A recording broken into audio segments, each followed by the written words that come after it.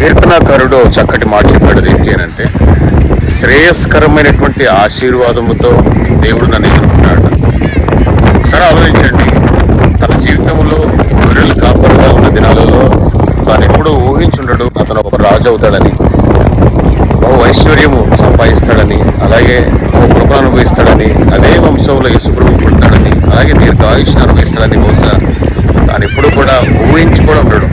కానీ దేవుడు అతన్ని శ్రేయస్కరమైనటువంటి ఆశీర్వాదముతో ఎదుర్కొన్నాడట. మై ఫ్రెండ్స్, మనం కూడా దావీదులాగా విశ్వాసాన్ని కోల్పోకుండా ఈ లోకంలో శ్రమలు శోధనలు ఉన్నప్పటికీ మన మనసును ప్రభువు పైన స్థిరపరుచుకున్నట్లయితే, ఆయన యందు విశ్వాసం ఉంచినట్లయితే, దేవుడు ఆశ్చర్య రీతిగా, అద్భుత రీతిగా మనల్ని కూడా గొప్ప శ్రేయస్కరమైనటువంటి ఆశీర్వాదంతో దేవుడు మొదలుకుంటాడు. ఆ ఆశీర్వాదం నీకు దొరికినట్లయితే ఎన్నటెన్నటికీ ఆశీర్వాదకరంగా నీ జీవితాన్ని దేవుడు మార్చేస్తాడు. అలాంటి కృప పొందుకోవటము